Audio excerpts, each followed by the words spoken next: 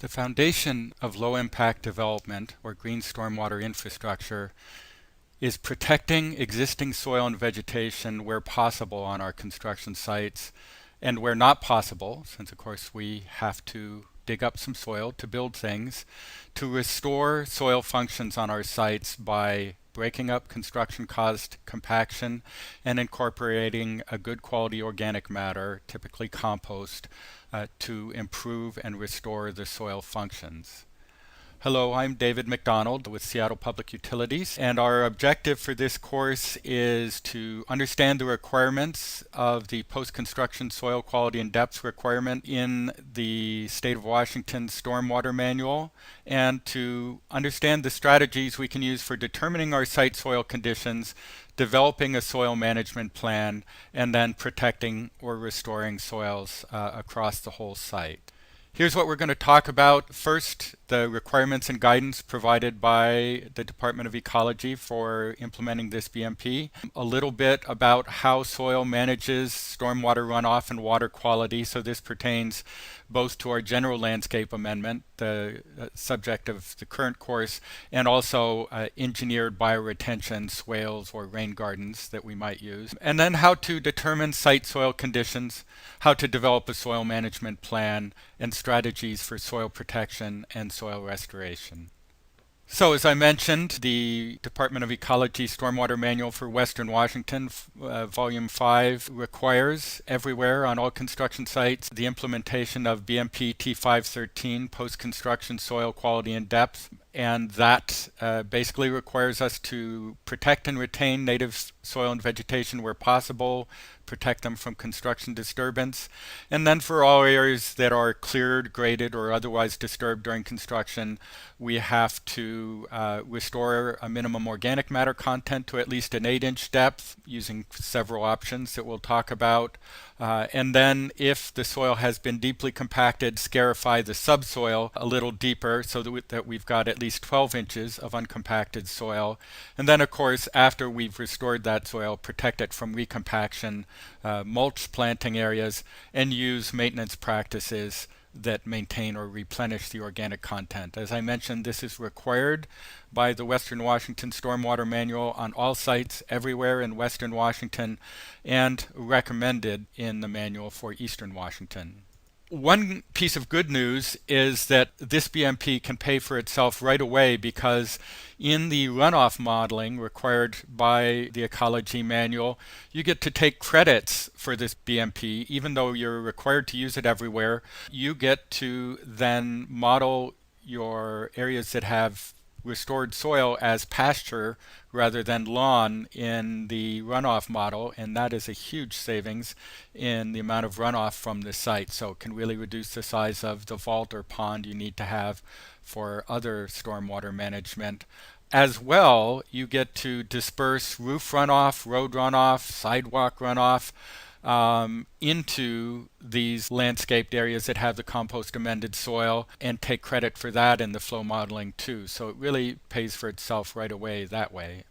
As I mentioned, this is in both the Western Washington and Eastern Washington Stormwater Manual, and so it's also in the guidance for those manuals, which is the Low Impact Development Technical Guidance Manual for Puget Sound for Western Washington, and the Eastern Washington Low Impact Development Guidance Manual for Eastern Washington. Here's the references for that. Both these manuals and the Ecology Stormwater Manual direct you to one document as the guidance for implementing this BMP. The short title for it is Building Soil. The long title is Building Soil Guidelines and Resources for Implementing Soil Quality and Depth BMP T513 in the Western Washington Stormwater Manual. Say that 10 times fast. We could just call it the Building Soil Manual. It's designed to be simple and easy to use, developed by experts from around Washington, soil scientists and others, and basically specifies how to develop a soil management plan for each site where for the entire site, or at least all areas that are not covered by buildings or pavement, you're going to use one of four options. You're either going to protect undisturbed native soil and vegetation where possible, or for areas where you do disturb during construction, you're either going to amend the existing soil in place with compost, stockpile topsoil from your site and bring it back, sometimes with some compost amendment, or import a topsoil that meets the organic matter content requirements. For that compost amendment, you can choose from either pre-approved or custom calculated amendment rates, and the manual includes simple field inspection and verification procedures. It's available at both these websites, soilsforsalmon.org or buildingsoil.org. The link is also in the Department of Ecology Stormwater Manual. So this is what happens to our site during development. We take our native forest condition, we tend to strip the soils, compact them. Of course, we add a lot of impervious area. In the process, we change the hydrologic function. In the native forests, about half the rain that falls is returned to the sky through evapotranspiration, and almost all the rest goes into groundwater or interflow just below the surface, and slowly flows out to feed our streams and lakes through the dry seasons. Whereas after development, we have a lot of impervious surface, compacted soils, and of course we end up with a lot of fast stormwater runoff, and that is carrying lots of pollutants from our cars and landscapes and pets and everything else. So really our challenge is how to make our developed landscapes function more like our native forest. And this is the question that the Ecology BMP T513 asks. How can we protect or restore soil functions on every site? Looking at this typical construction site, you can see these two mounds here. The reason why they've left them here is because on top of each mound, there is a survey stake. They're trying to keep track of the original grade on this site. And the 3 or 4 feet that's missing here, of course, is the problem. We've stripped off the topsoil, we've compacted the subsoil. Our typical practice has been to then, at the very end of the job, spread an inch of something brown that somebody called topsoil and roll the sod out and try to sell the job real quick before the grass dies. Because everybody knows that that sod, much less the tree or shrub that we jackhammered a hole into that compacted subsoil, is never going to grow very well on that site. And of course, we've also destroyed the soil sponge that before development was soaking up rainfall and preventing it from running off so quickly. And that's why the Department of Ecology decided to get involved in this, because the results of this typical development are erosion, flooding, property damage, and loss of stormwater function. Over here at the bottom right, you can see the big plume of dirt coming out of the Puyallup River into Commencement Bay in Tacoma after a big rainstorm, and this is what we don't want to see. Multiple negative impacts when we treat the soil poorly. So it turns out that we can actually restore soil function fairly easily and readily by restoring the soil life that creates soil functions. Soil scientists tell us that an individual teaspoonful of healthy soil may contain 4 billion organisms. Lots of bacteria and fungi, not very many earthworms in our teaspoonful, but a lot of critters in that teaspoonful of soil. Must be a heaping teaspoonful, eh? But these organisms create functions that we care about: soil structure, fertility and nutrient cycling, plant disease protection, biofiltration or removal of pollutants, erosion control, and stormwater detention. So all the functions that we're looking at for low impact development really arise from the activities of soil organisms, whether it's in our general landscape or in an engineered bioretention soil. It's the soil organisms that are really doing the work for us. So let's talk for a moment about how soil organisms create these functions. Bacterial secretions glue the smallest particles together, and then those small particles are bound together further into microaggregates by fungal hyphae, root hairs, and by other soil biology into the larger size particles that we call PEDs in soil. And then the spaces are made by critters moving around in the soil. Little joint-legged critters like arthropods or earthworms and decaying plant roots create those spaces. When all these organisms are working here together, air and water can move into the soil, plant roots can move, so we get this structural benefit that we need. good soil is about half mineral, the sand, silt, and clay, and about half pore space that allows air and water to move through, plus a very small but important part of organic matter, dead organic matter, and living organic matter that we call soil life or soil biology. This soil life provides nutrient cycling, both immobilizing soluble nutrients, so runoff that contains nitrogen or phosphorus that we want to keep out of streams, and then processing it through organic processes and re-releasing it adjacent to the plant roots in the forms that plants can absorb slowly over time so that they feed plants but protect our water bodies. And here in this slide you can see a few-week-old pine seedling, and growing out from it, that kind of grayish web, is the mycorrhizal fungi that's growing in and on those roots and out into the soil. These mycorrhizal fungi provide nutrients to plants and protect them from disease, so they serve a lot of the same functions that the beneficial bacteria in our intestines do in terms of digesting our food for us and making it possible for us to get nutrients. The mycorrhizal fungi and some beneficial bacteria do this for plants. These organisms, through many different pathways, also protect plants from the few disease-causing organisms. It's a fascinating study. And these billions of organisms, tens of thousands of species, hundreds of thousands of biochemical pathways that they use, they are able to break down and actually eat and use hydrocarbons, oils, greases, polyaromatic hydrocarbons that are a pollutant of concern, pesticides, pet waste. They break these things down and eat them and use them for food. They convert nutrient runoff to stable forms so they don't wash off into streams, but they're available to plants. They increase cation exchange capacity, both holding nutrients in plant available forms and binding some pollutants of concern like metals like copper. They bind metals through a number of other mechanisms so they don't wash off into streams. And running water through a compost-amended or high organic soil incorporates dissolved organic carbon complexes, and these complexes bind metals and some other pollutants of concern in forms where, even if they are carried off into water bodies, they are no longer toxic to biological organisms, and we'll see how that works in a moment. Here's just an example of some of those biofiltration methods. Here's some information from Washington Department of Transportation trial back in 2004, where they just took the roadside, measured stormwater runoff and pollutant runoff before, and then they came along and amended this soil with about 3 inches of compost, so about the same as we would do in conventional landscape amendment.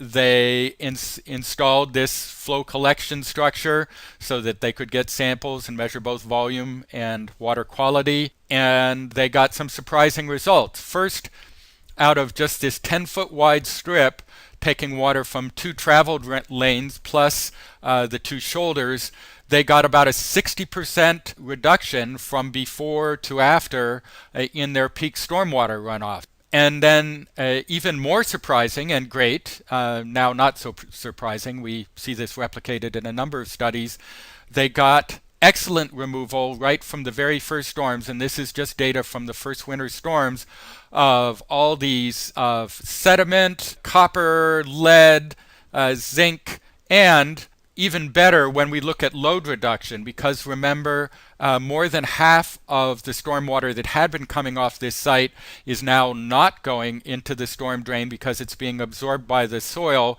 so our load reduction is even better. And of note, and we talk about this a lot with bioretention, we have seen that compost-amended soils during the first rainy season, before the plants are well established, will release some phosphorus. But on this site, it was really a net zero because we had such a great reduction in the volume of stormwater that was reaching the drain that our phosphorus was really a net zero, even in these first winter storms. We know now that after we establish the plant soil matrix and get the roots growing through there, plants are magnets for phosphorus, and the fungi and bacteria that grow with and on the plant roots are very successful at immobilizing phosphorus, so that after the first season, these bioretention soils or compost-amended soils become very, very good at phosphorus removal too. Cation exchange capacity is binding sites for positively charged ions, including many nutrients and also pollutants of concern like copper. In mineral soils, it's mainly a function of surface area. So for instance, a sand particle has relatively little cation exchange capacity, relatively small surface area. Smaller particles like silt have more surface area and more cation exchange capacity, and even smaller particles like clay have much more. But for any of these soil particle sizes, we can increase the cation exchange capacity or the ability to bind both nutrients and metals of concern by 1 to 2 orders of magnitude just by incorporating a good quality mature compost into the soil. So it's the organic matter that really helps us provide long-term binding for pollutants of concern. And as I mentioned, as we run water through compost-amended soil or biologically active soil, we add dissolved organic carbon, small organic complexes that are dissolved in the water and bind metals of concern and some other pollutants in forms where even if they run off into the stormwater, they are no longer toxic. In fact, in studies, they're essentially non-toxic at levels that previously would have killed important organisms. In this particular study, scientists looked at daphnias and mayflies, important prey species, and juvenile coho salmon, and basically saw a complete change where before running the water through a column with compost in it, this highway runoff killed all these organisms. Afterwards, not only were they not killed, but even the sublethal effects were eliminated. So very important study and an important function of running water through a biologically active soil. And then, of course, as we mentioned, these organisms bind the soil together, and of course compost particles are much bigger than typical soil particles, so they're not readily dislodged. As the rain dislodges a fine soil particle, a much larger compost particle is not easily dislodged and moved. So in fact, we get very good erosion control, as well as we see in this slide, where we put a compost blanket on and seeded both sites, we get much better plant establishment. And of course, your plant establishment is your long-term erosion control. And by creating soil structure and pore space, these soil organisms create stormwater detention. Here's a study at UW from way back in the 90s, and this is 4 odd years of data from this study, where we see that the glacial till soil, when we just took that same soil and amended it with compost, we had at least a 50% reduction in stormwater runoff on an annual basis. And I took these pictures in September, 4 years after installation. You can see the till soil, the turf is thin, weedy, yellow, not very good looking. These sites haven't been fertilized or watered. Whereas, again, early September, 4 years after installation, the compost-amended soil, the turf is thick, green, lush, not many weeds. It's a great looking lawn, so obviously it's selling the job. You can learn a lot more about soil biology from the U.S. Department of Agriculture, Natural Resources Conservation Service Soil Biology Primer. And if you just Google Soil Biology Primer, that'll get you to it, or the links here on the slides. So that's a little bit about soil biology and soil function and how soil protects our water bodies from excess runoff and from pollutants. The good news is you don't have to know the names of all those critters. All you got to do is break up construction-caused compaction and incorporate compost into the soil, as Lonnie here from Seattle Parks is doing by Green Lake, to restore function in these sites. It's very cost effective, as I mentioned, from a stormwater standpoint, pays for itself right away in reduced runoff. So in your modeling, you're going to save a whole lot on the size of detention ponds or vaults or other BMPs you might need to use. And a study in Redmond a number of years ago showed that compost-amended soil pays for itself in 3 to 7 years, depending on the site, just by irrigation water savings. For instance, in a lawn like this, we can cut our irrigation water requirements for a lawn in this region just about in half by amending the soil with compost before installing the lawn. So that pays for its real quick in water savings. And not our subject today, but in terms of long-term maintenance, we can also improve sites when re-landscaping by amending the soil, planting site-appropriate plants, particularly near waterways. We can use mulches. We'll talk about that a little bit more. On turf areas, we can mulch mow or grass cycle leaves or clippings, or as we've done on this golf course here, we can top dress with compost, which also helps control diseases as well as improving moisture holding capacity.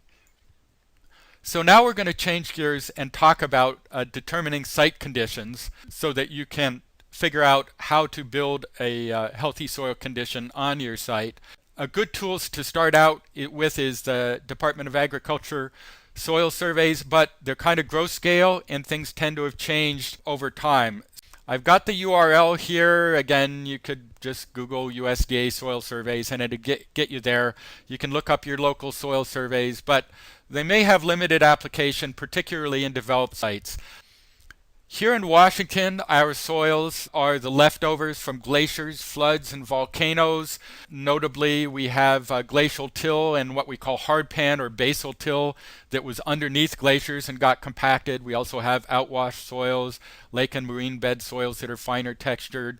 Over in eastern Washington, we have volcanic ash soils where the ash from the volcanoes was blown east. In western Washington, we have a lot of mudflow soils, like what came out from Mount St. Helens. And you can learn more about Washington soils at the Washington State University Soil Management website, where I borrowed these lovely images from Dr. Craig Cogger's information there. If you just Google WSU soil management, that'll get you there, or the link is on this page. And then, as I mentioned, in our developed urban landscapes, we oftentimes have missing horizons, scraped, compacted, replaced soils. We may have anaerobic soils from compaction. We may have low organic matter. And of course, we may have debris or toxin in the soil from many things that happened in the past. So as we try to develop a soil survey for our site, we can of course look at some soil testing, and typically we may want to test at least for organic matter, bulk density, and nutrients. It may be nice to get a texture test to tell us how much sand, silt, and clay, or you can do the hand test to find out how much sand, silt, and clay you have. Again, the WSU soil management site will tell you very simply how to do the soil texture test. And we may have contaminants, but contaminant testing is very expensive, so you kind of need to look into your history to figure out what contaminants you might be looking at so you're testing for the right thing. Obviously, if your problem is arsenic contamination, testing for hydrocarbons won't help you, and vice versa. So you need to look at your history and some other clues. Old maps and photos of the site may help. Soil project borings may certainly help with finding hardpan or differences, changes in texture as you go down into the soil. Your regional geologic maps will tell you something about what might be there, but they're usually not fine enough scale to really help you with your particular site. However, reading the existing topography may give you some clues about where it was filled or removed or whatever. And interviews, talking to people who've lived in that area, worked on this site. You know, you may find folks whose memory goes back 50, 60, 70 or more years who could tell you, yeah, there was a creosote plant there, or there used to be an oil tank there, or there used to be a parking lot there. Things that might give you some clues about what the conditions are on your site that you could combine with this other information you can gather. One real good tool is a soil probe, and really like these Dutch augers, you can get several different ends to screw on from for different soil types, but basically they allow you to go several feet down into the soil and create a soil profile. You can also take a grab sample from different depths. So for instance, if right here we found kind of a dark, greasy, smelly layer and we went, oh, what is that? We could take a grab sample and send that off to a lab and find out, what is it? What do I need to worry about? Do I need to remediate it, or is it going to be okay? This kind of simple on-site soil pouring, I really encourage you to have one of these soil augers in your toolkit. You can get extensions for them to go several feet deep in the soil. Just Google soil sampling auger or soil auger and you'll find several vendors of them. Really an essential tool. And then we want to compile all this information that we gathered onto a site map, both the quantitative data like our soil testing results and the qualitative data, things that we got from interviews, other maps, maybe some boring data or something, so that we have a picture of our whole site. And this is going to help us start to figure out what the best uses for the site are too. For instance, if we know we have a hard pan layer on one side of the site, we wouldn't want to put a bioretention swale there unless we were going to be able to break all the way through that hardpan layer, because we wouldn't get good infiltration.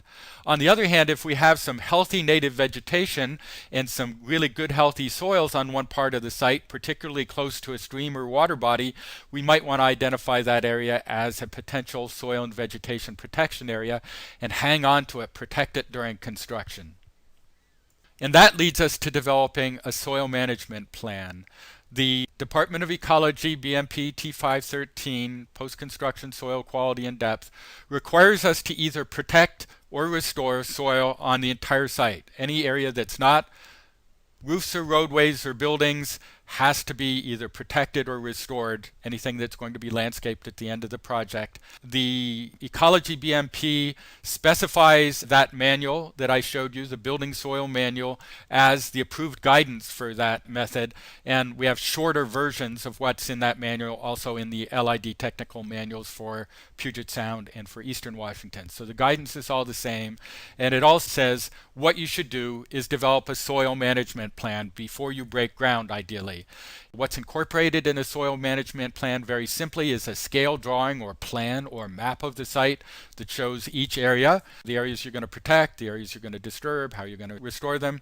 And then you have very simply a form that identifies each area and says, in this area I'm going to protect it, in this area I'm going to restore it with this much topsoil or compost or mulch or whatever. And if you're using a custom calculated rate, then you need to also attach the analyses for the compost and topsoil products you're using. If you're using the pre-approved amendment rate, you don't have to do those laboratory analyses. So review your landscape plans, identify potential soil and vegetation protection zones. If you don't mess it up, you don't have to fix it. So protecting some areas may save you a lot of money at the end of the project. And then as you identify each area, you figure out where you're going to protect, areas you're going to restore, areas you might want to take off some topsoil and stockpile it and reuse it. And then particularly if you're doing a custom calculated rate, you may want to take soil samples and get the bulk density and organic content so that you can calculate how much additional amendment you need to add. These are those 4 options: protect, or 3 options to restore, amend on site, import, or stockpile and reuse.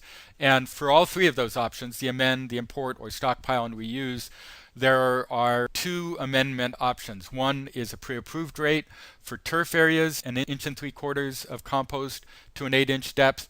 That meets the ecology BMP of about 5% organic matter by the loss on ignition test.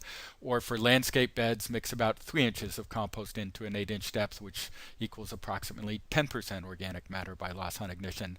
Or you can do the custom calculated rate by taking those bulk density and organic content tests for the soil and the compost and then calculating. So if you have a good quality topsoil and you have a large site, you could save some money by doing the custom calculated because you wouldn't need to bring in as much compost. What do we mean by soil organic matter, in capitals, organic matter, in lab tests, when the lab test says your organic matter is X%? What the lab test is doing is drying that sample as dry as they can get it, and then heating it up until they burn or combust, drive off as much carbon as they can do up to a certain temperature as carbon dioxide. So they're driving off carbon as carbon dioxide. They're not getting all the carbon out of the sample.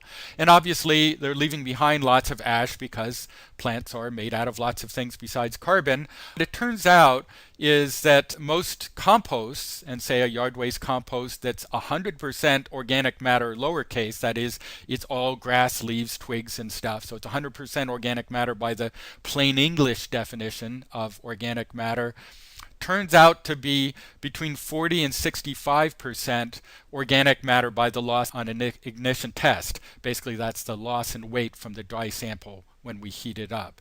And of course, compost is much lighter by volume than sand, rocks, clay, whatever. So what that means is that if we're mixing by volume, in order to get a 5% soil organic matter, if we started out with, say, sand that had no organic matter, we would need to add between 15 and 25% compost by volume. Usually we'll go with kind of 15 to 20.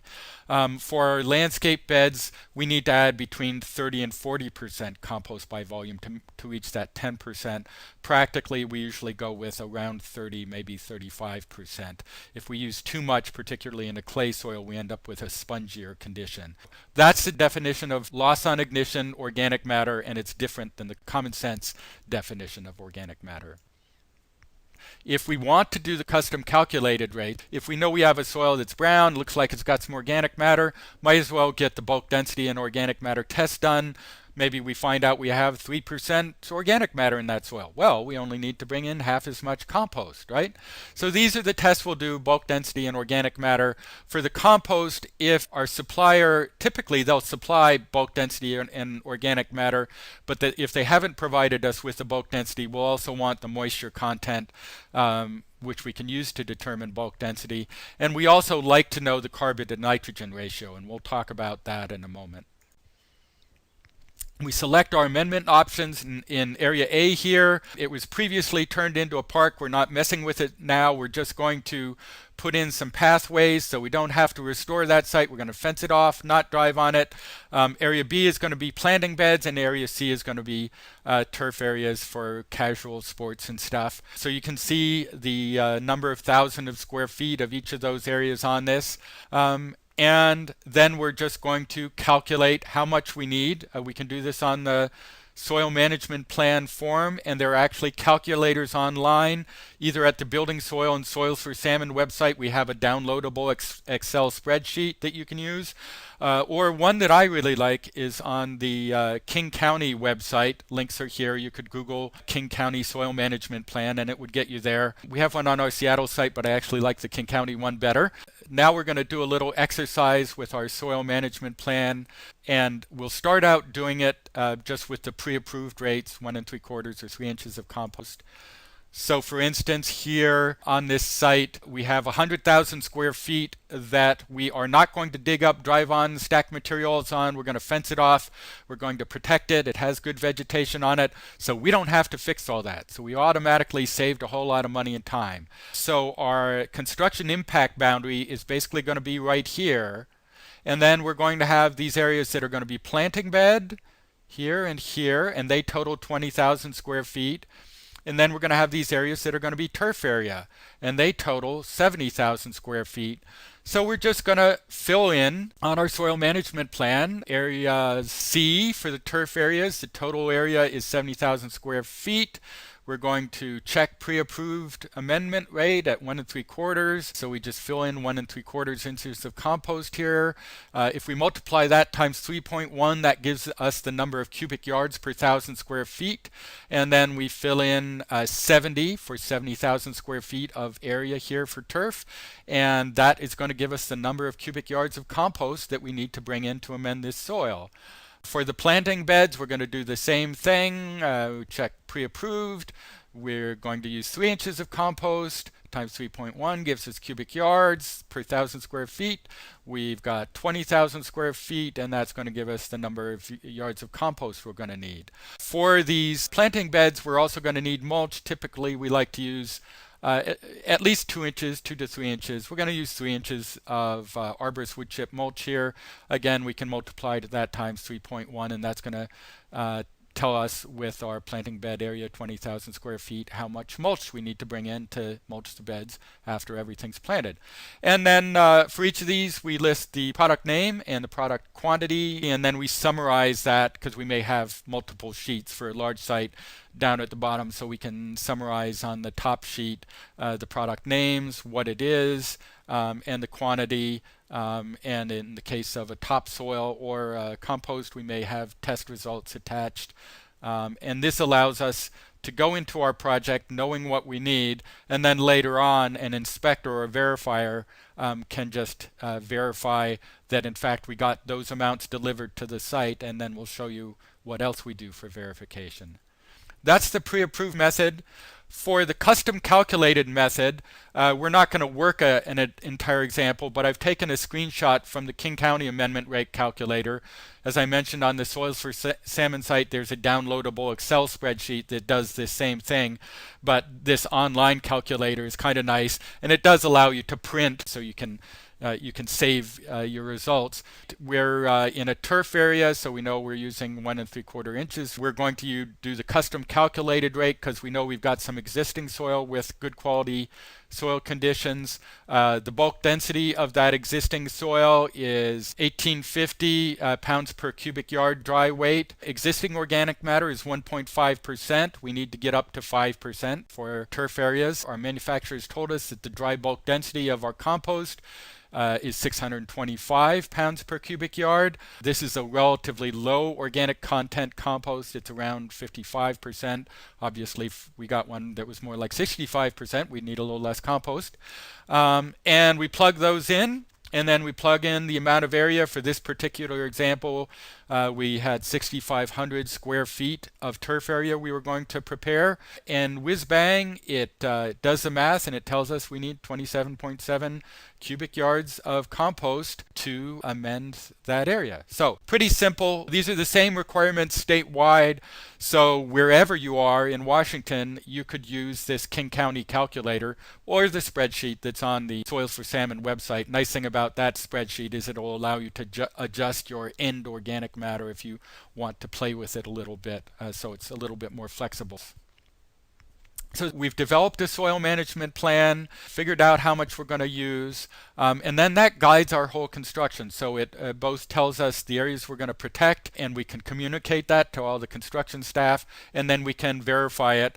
Different jurisdictions verify at different points during, some will do multiple inspections. What we mostly do in our area is the soil management plan has to be submitted before they get a permit. During the pre-grading inspection, we just make sure that the prime and the subs, particularly the grading contractor, all know about it and know that, yes, that area that's fenced off over there is being protected, so we don't drive on it, we don't grade it, we don't stack materials on it. Then we typically do the post-construction inspection, and I'm going to show you how to do that in a moment.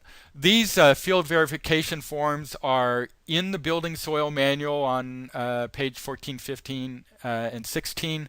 There's actually a guide on 14, 15, and then the form on 16. And they're actually then available as downloadable separate forms. So you could get the field verification form as a Word document that you could modify if you want off the website.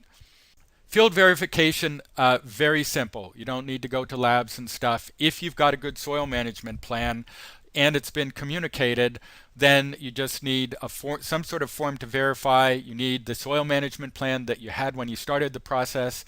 You need the delivery tickets for materials that have been delivered to the site. You need your site drawing, of course, that went with the soil management plan. And then you just need a shovel and tape measure. We also sometimes use a rod for verifying that it penetrates. And the shovel that I like to use, and most of our inspectors like to use, is what we call a sharpshooter shovel. It's got a long, relatively narrow blade. Really a useful tool. Great thing to have along with your core sampler. You can use it for doing some sampling on sites too. As I mentioned, during pre-grading, we just verify that everything is being done per the soil management plan and per the erosion and sediment control plan. In fact, City of Seattle, we actually have the soil management plan is part of the erosion and sediment control plan, so they're all one document. Post-construction, then, this is where we come in and compare what's been done with what was specified in the soil management plan. So we look at the plan and drawings, verify that the vegetation and protection areas were protected. We look at the delivery tickets, whether it's for compost, topsoil, mulch, whatever, and see that they match the amounts on the soil management plan. Then we just dig a few test holes around the site to verify that the soil is brown to the appropriate depth, they got the right amount of compost-amended topsoil, whatever, delivered to the site, so it's uncompacted. Looks to me like they're good. We can use the shovel to test for uncompacted depth, as we're doing here, and also to see that the subsoil has been scarified or that it's not real compact, because we want an uncompacted condition actually 12 inches down. So we want amended soil at least 8 inches deep, and we want an uncompacted condition at least 12 inches deep. So if it was compacted, we scarify that subsoil before we replace our soil. We can verify that uncompacted soil condition with our shovel just by leaning on. The shovel goes in 12 inches with the inspector's depth. We're good to go. Or some inspectors carry a separate rod with a T-handle, just a 3/8 metal rod with a T-handle. And again, if it goes in 12 inches with the inspector's depth, we know we're uncompacted. So this isn't Cadillac soil. Your landscape architect may want a deeper soil, but this is a Chevy soil. This will get us down the road.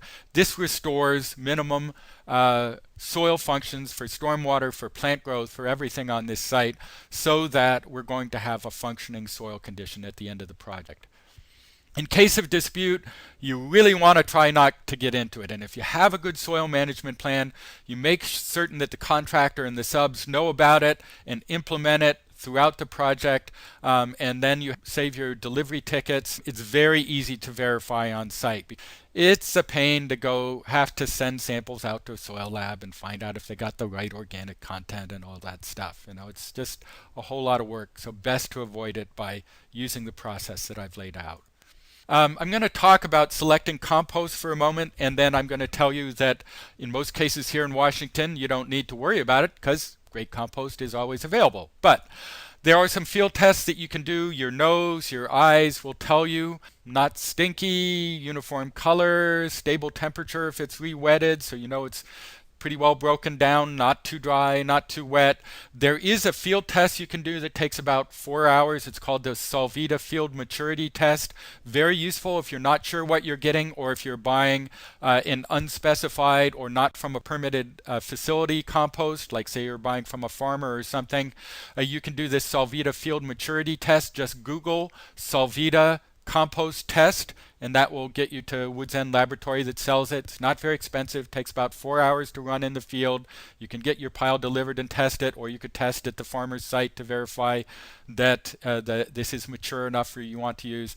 Mature stable compost is very important for plant growth, and it's also very important for stormwater quality, because if it's not mature, it may tend to release more nutrients, which we don't want to do. So generally, a really stable compost does not release nitrogen or phosphorus, whereas a less stable compost will release some. So we look for mature, stable products wherever possible.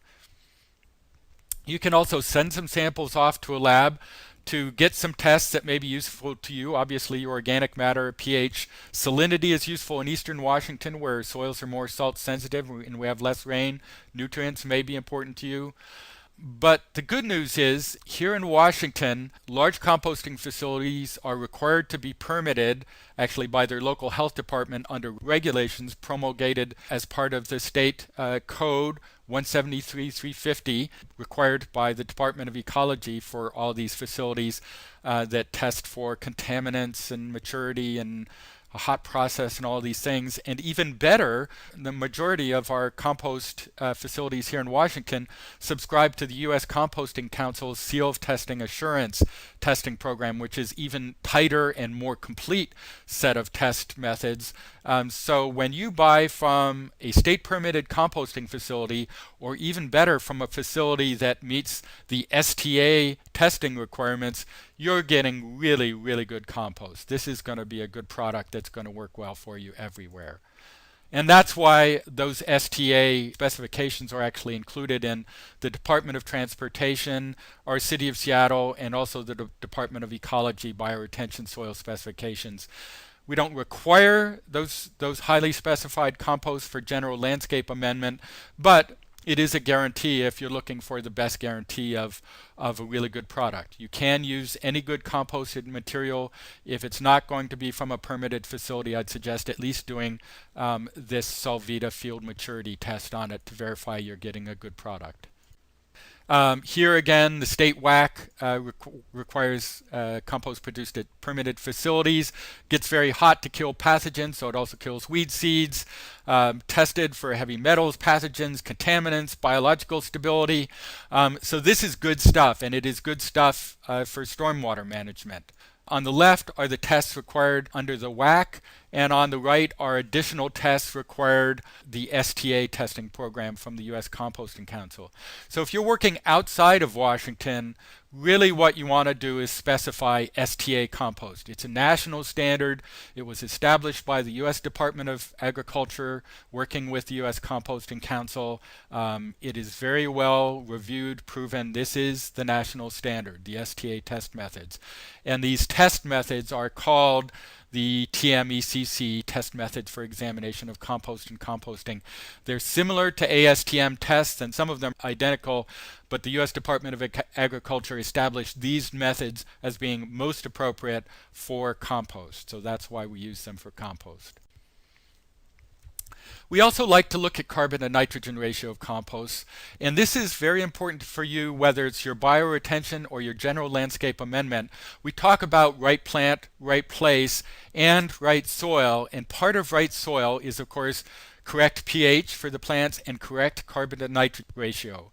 For general landscape amendment, for installing landscapes, say turf, imported plants, we look for a compost with a carbon to nitrogen ratio of 20 to 25 to 1. Of course, the 20 is the carbon, the 1 is the nitrogen. So a lot of carbon, a little bit of nitrogen, but that's enough nitrogen to grow grass well, and that's important for us, of course. But for native plants and trees, particularly in western Washington, we can use a compost that's woodier, higher in carbon, has proportionately more carbon to nitrogen, and this compost actually may grow our native plants better, and importantly, it discourages annual weeds because annual weeds need nitrogen. So we don't want to have a big weed problem in our bioretention or in our landscapes. If you're planting a native plant area, look for a coarser, woodier compost like this. Some people also achieve this carbon to nitrogen ratio by mixing a regular compost with either partially composted woody material or mature wood chips in order to end up with this 30 to 35 to 1 carbon to nitrogen ratio for native plantings. But for general landscape planting, 20 to 1 to 25 to 1. You don't want to be a lot lower than 20 to 1. Like say a chicken manure compost will be down around 10 or 15 to 1, and that's going to release too much nitrogen. Yeah, it'd grow lush grass, but not so good for water quality. So we really like to look for either a yard waste compost, or if it's a manure-based or biosolids-based compost, which is both are very good for landscape amendment, we want to see that they've been composted with wood chips, sawdust, or other materials that provide the carbon to end up with a finished carbon to nitrogen ratio in that 20 to 25 to 1 ratio for the compost. Topsoil, you can also bring in a topsoil. You can amend it with compost if you need to, but you need to know that topsoil is not a regulated product. That's why it's in quotes here. Matter of fact, nobody's actually selling you topsoil. They are selling you subsoil that has been amended with something brown. If they are a good supplier, they're amending it with compost. If they are a not so good supplier, they're amending it with something else brown that you don't know what it was. So it's really kind of buyer beware. You need to know your supplier. There are very good topsoil specifications that will help keep you from getting burned in our City of Seattle standard specs and plans, and you could Google Seattle standard plans and specifications, and that would get you to our site, but still a little bit buyer beware. And so that's why for many projects we often specify just sand or sandy loam mixed with compost. So that we can kind of control it.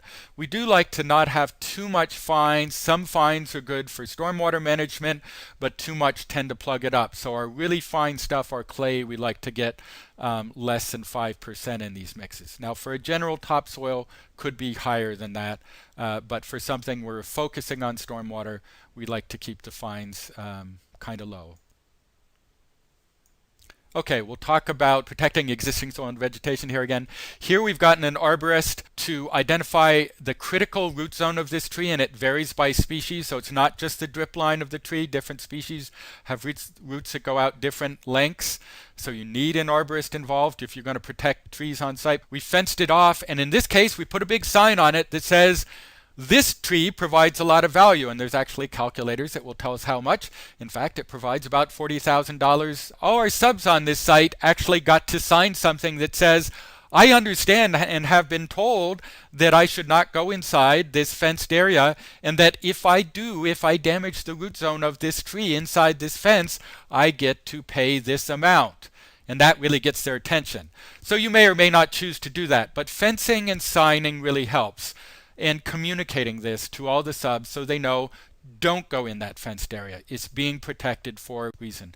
If we do need temporary access, we sometimes use quarry spalls or coarse wood chip or steel plates to make a temporary access so we could drive temporarily across this.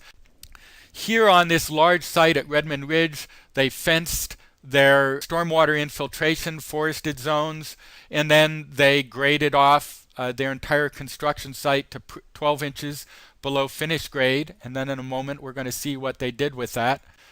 And then, as I mentioned, we need to communicate this to not only the prime but all the subs on the site. Here's an extreme urban site where we've actually put boxes around these trees. We've tried to not drive on this roadside area where we can, and we've actually used an air spade to remove soil from around the roots so that we could run the utilities through here without cutting the roots. And then we refilled this trench with a compost-amended soil, and these trees actually survived pretty well. So that's the urban extreme, but it can be done if you get a skilled arborist involved and know what you're doing from the start of the project.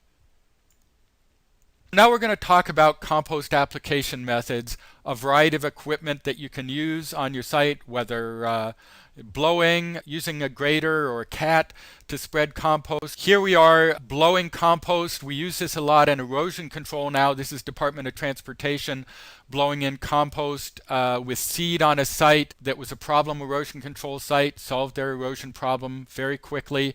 And then if this wasn't such a steep site, later on we would then just till in the compost. So it's good for erosion control. We could also spread it with our regular grading equipment. Here we are using a manure spreader in Eastern Washington to spread compost, or here we're actually top dressing an existing turf area with a top dressing machine. So a variety of equipment that you could use. And if you talk to your equipment operators and your subs, your grading contractors, they know what equipment they have or have available, and they're really artists at using it. So they can become a great ally in both protecting the soil on your site and restoring the soil with the available equipment cost effectively. Here's a big scale where they did that. Issaquah Highlands. This is 18 years ago now, I think, a long time ago, before we had the blower trucks. Here we are on a sunny day in October, and they are in trouble. We can see over here the rills that have started forming in the first rainstorms of late September and early October. This is bad news. If they start getting a lot of sediment running off into the storm drain, the inspector is going to shut them down. So they're worried. What they were able to do was get some compost and just use the equipment they had on site to spread a layer of compost on the site. And this is before we could blow it in with the seed. So they spread the compost and then actually just hydroseeded over it. Now we would blow the seed in with the compost. And here we are next spring. You can see great erosion control. We filled all those rills. We got 100% seed establishment. Here we plugged in some plants and got good plant establishment too. So we got our erosion control. We got full meadow mix plant establishment on the site. If we'd been planning on working on the site again in the spring, we could have put in a sterile erosion control grass here and then regraded it.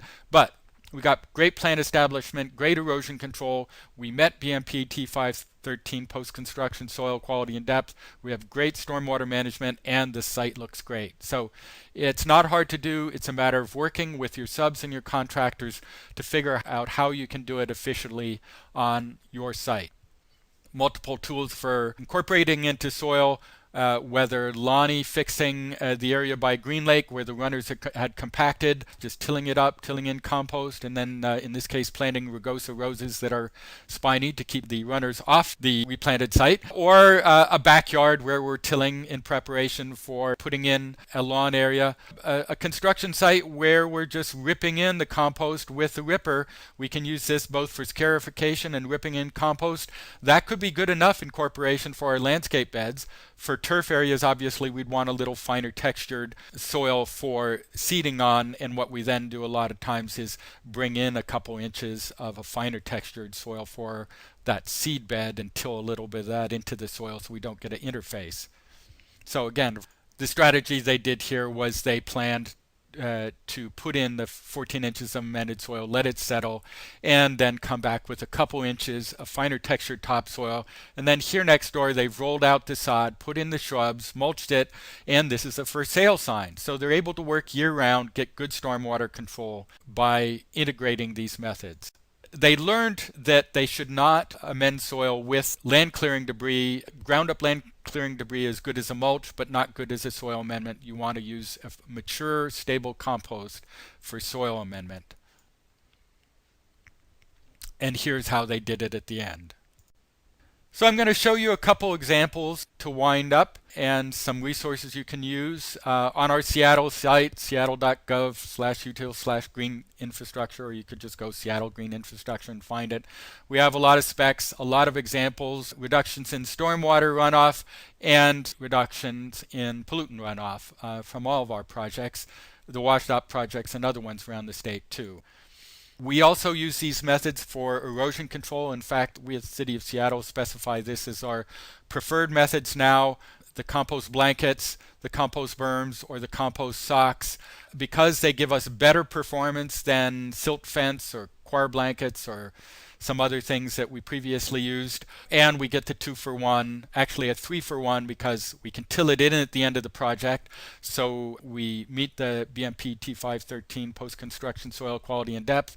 And it's much cheaper at the end of the project because rather than going to all the work to rip out and dispose of silt fence, we can just slit the compost socks, have a little bit of sock material to dispose of, and just spread the compost out and reuse it. So we get actually 3 benefits out of these compost erosion control BMPs. On the Building Soils website, there's a simple 2-page fact sheet about using these erosion control BMPs, and it links directly to the US EPA standard specifications for these BMPs. So you could go to buildingsoil.org to find that fact sheet. Here's just another example in Seattle where we had one of our increasingly frequent nominally 100-year storm events. But fortunately, the day before we got a compost blanket on this slope, we had almost 2 inches of rain overnight, and we got no erosion off this site. We also used compost socks adjacent to our newly installed bioretention swales, and we got no fine sediment running into those swales. And then, of course, at the end of this project, you could just spread out the compost. You could slit the sock and spread out the compost.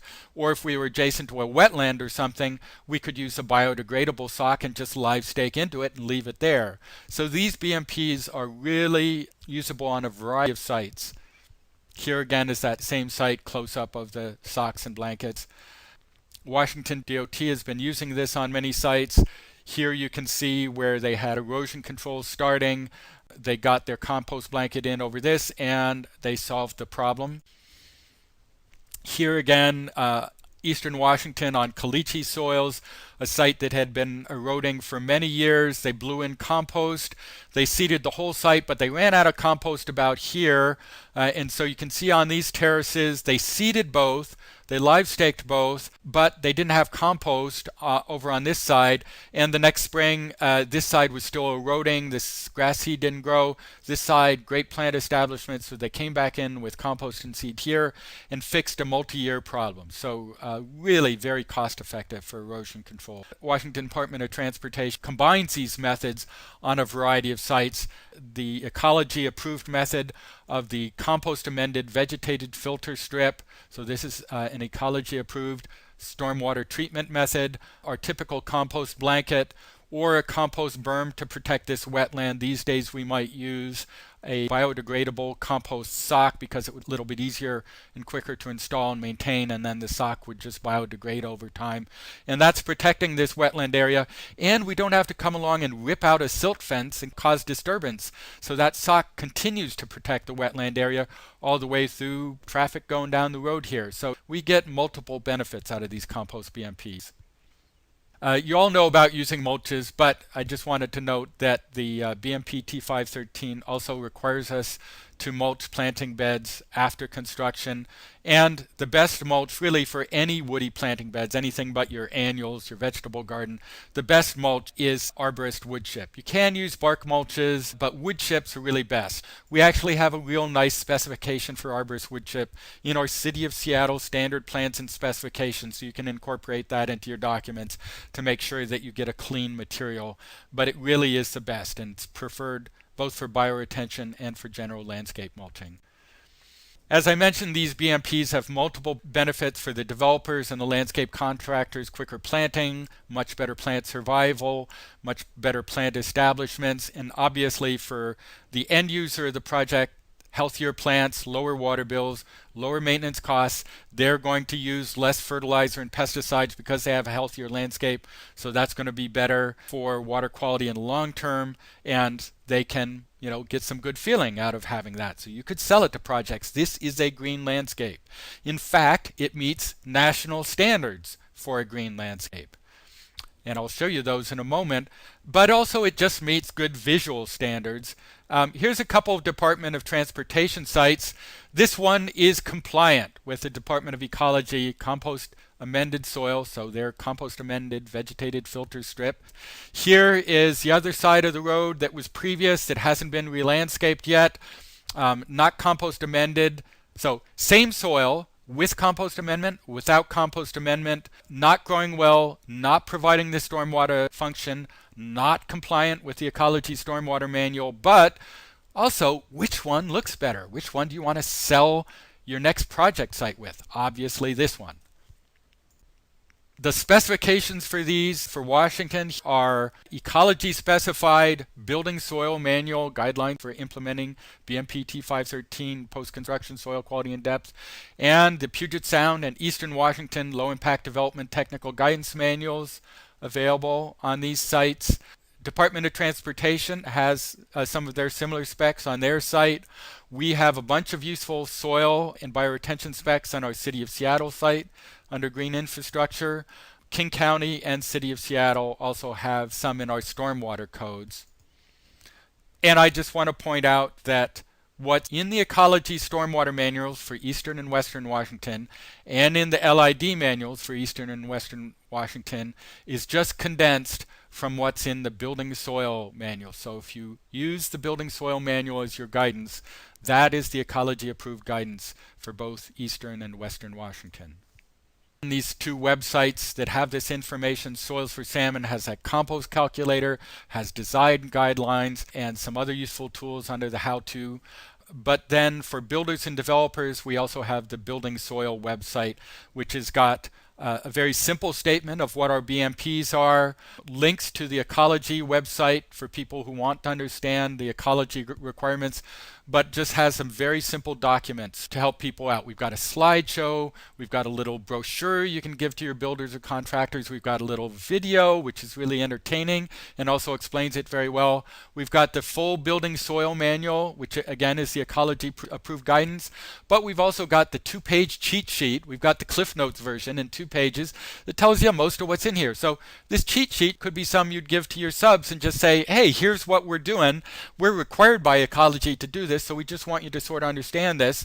We also have links to where these requirements are around the state and local codes. We also have some general landscaping best practices and stormwater best practices. We have a little fact sheet on how to fit this into your construction sequencing, a little bit about erosion control, that fact sheet I mentioned, and we've even got a fact sheet for home buyers on how they're getting just a great landscape with good soil, and here's how to maintain it. And then it links over to the Soils for Salmon site for people who want more technical specifications. Soilsforsalmon.org and buildingsoil.org. And I wanted to mention these requirements are also compliant now with the national LEED and sustainable sites requirements. So everybody's familiar with U.S. Green Building Council's LEED green building certification systems. Many buildings get LEED certification, but many more just use those standards. In fact, architects and engineers use LEED standards as their standard best practices. Just this last year in 2014, the American Society of Landscape Architects and a number of other partners released the site and landscape equivalent of the LEED Green Building Standards, and it's called SITES, or Sustainable Sites Initiative, but SITES for short. So these are collaborative with the LEED standards, and in fact, some of the site standards are already starting to be incorporated into LEED standards, and one of those is this soil best practice. Vegetation and soil protection zones and restoring and amending soils that have been disturbed during construction is required under the site system, and it's available as a credit now, may become required under the LEED system. So it's part of these national best practice systems. Not only in Washington you can get credits for it, but anywhere in the country now you can get credits under LEED and sites for treating soil right on your site, and it's very cost effective. It's a natural solution. You can use it on your whole site. It is the foundation of low impact development or green stormwater infrastructure. You can go to these links to learn more about it. Thank you for all the work you do. You are low impact development and green stormwater infrastructure. You make it happen. Thank you.